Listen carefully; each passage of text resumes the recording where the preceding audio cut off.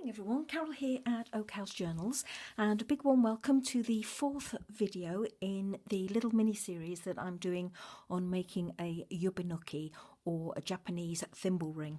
So in the second video we made our mandrel, and in the third video we made these. Now these are our blanks or our thimbles ready to actually set to and sew, and as you can see I've made quite a few since I switched off the camera yesterday. And really, once you've done the first one, these are so quick and easy to do. They don't take 5 minutes. Obviously, like with everything, your first one takes you a little bit of time to get to grips with, but really these are so easy. So okay, the next thing that we have to do, and what I'm going to cover in this video, is how to start your stitching. As I've mentioned, the kit comes with really good instructions on how to make 3 designs. There are many designs out there, but the kit comes with 3, and as you can see here, I've made 2 of the 3 designs. I've made the scales design and also the wave design, and it's amazing how different these look when they are worked in a different colorway. So look at the difference there. The blue and the white is the thread that comes with the kit, but look how lovely it looks in the yellow and the green there. So I certainly will be making some in different threads, different weights of threads to try them out, and also different colorways to see how they're going to work for me. So having done 2 of the 3 designs, I'm going to be now attempting this one, which is the stripe pattern. And having done the previous 2, I don't think I'm going to have any trouble at all working this design. Okay, so let's get started. So the first thing we're going to need to do is to mark our pattern onto our piece of interfacing, and we're going to need to cut a 7mm strip off the long edge of the piece of interfacing that you get. And again, as always, everything is covered in the kit, and this tool here will help you cut that. Now this line here is the 7mm line, and that's what you need to help you cut your strip. Now you've seen me do that in the previous videos, so I'm not going to show you that this time round. I'm just going to cut my strip and come back to you. So I have my little interfacing strips cut out, and as you can see, I managed to get 1, 2, 3, 4, 5, 6, 7 out of that little strip of interfacing. So you have plenty of everything in this kit, more than you will need. So I have more than enough here to do my ring bases from yesterday. What you need to do now is take one of your strips, and I'm just going to pop these to one side. And you want to wrap it round your ring, and where they overlap you want to put a little mark.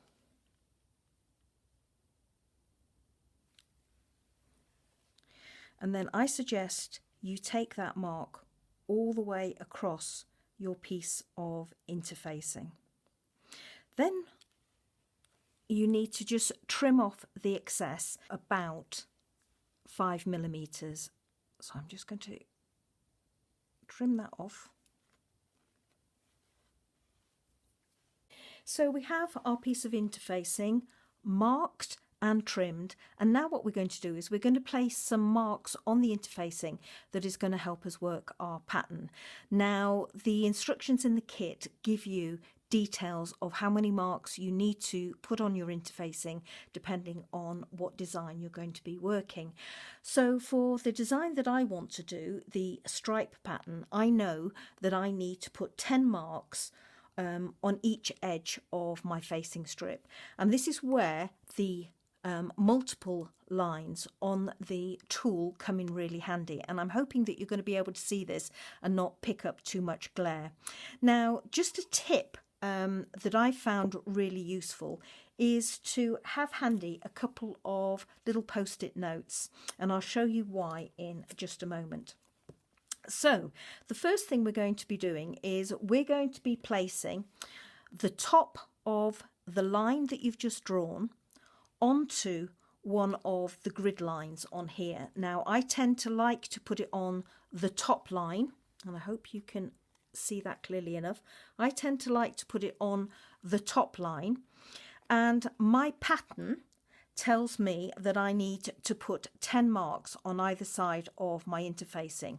So what I like to do now is just to count down 10 lines from the top one. 1, 2, 3, 4, 5, 6, 7, 8, 9, 10, which brings me to this line here.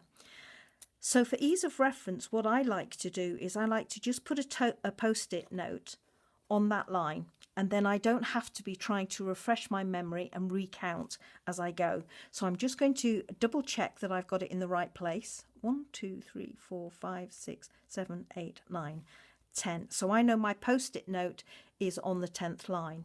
So again, going back with your line, the top of your interfacing and the line on the first line on your tool.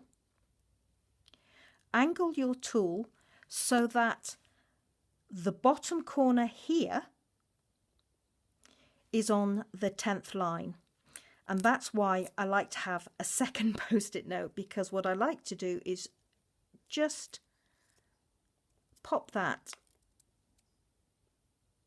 along my edge, just so that my interfacing doesn't move whilst I'm holding it. It's like a third pair of hands, if you will. So now what you want to do is you want to mark your interfacing at each point where each one of these lines on the tool meets the interfacing. So just working down, you know that this corner here is on the 10th. So the next line up, I'm just going to put a little mark on my interfacing with my pencil where the line and the interfacing meet. Just a little dot. Doesn't have to be much. And you'll be stitching over this, so you're not actually going to be seeing this line, but I still like to keep it fairly delicate. And your 10th dot or your 10th mark will be at this point up here. Okay, so now what you need to do is just take your strip of interfacing and turn it round so that the line is down here and this top corner is up here. Okay, so I'm just going to take that post-it note away, and I'm lining everything up again. So my line on my interfacing is on the 10th line here. So there's my dot at 9, my dot at 8, 7, just holding it tight, 6, 5, 4, 3, I didn't use my little piece of post-it note and it moves, so it's quite nice to use it. Now when you've finished, you should have your marks opposite each other, top and bottom, on your piece of interfacing. Now we need to place some directional marks on the little piece of interfacing so that you know which way or which direction you work your pattern. So with your line on your left hand side, start drawing little arrows going off to the right or pointing to the right. So again, with your line on your left hand side, I'm just going to turn that towards me. Just mark some little arrows on your piece of interfacing.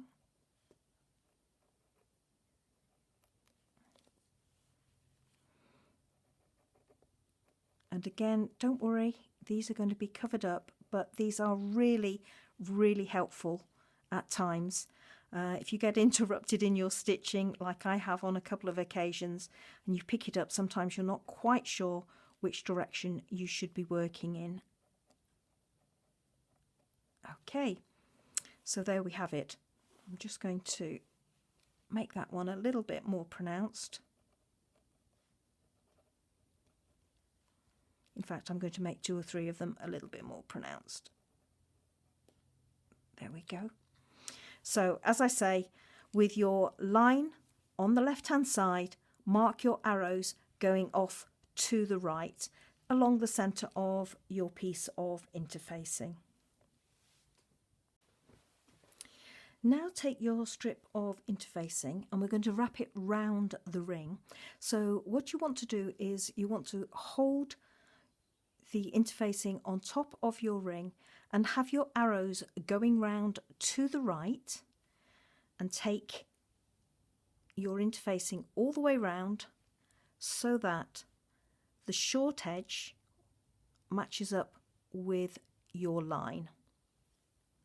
Okay, and then secure it just in place with a little stitch. Now you can again use the white thread that comes with the kit, just a single strand of that, or you can use just normal sewing cotton. And as you know, I like to use the Invisifill applique thread to do my stitching, only because you just don't see any marks at all. And I just like to do a little herringbone stitch, or a cross stitch rather, sorry, over that short end, and do that, work that a couple of times just to hold it nice and firmly in place, and then take my thread through into those wraps of padding just to secure it and keep it out of sight.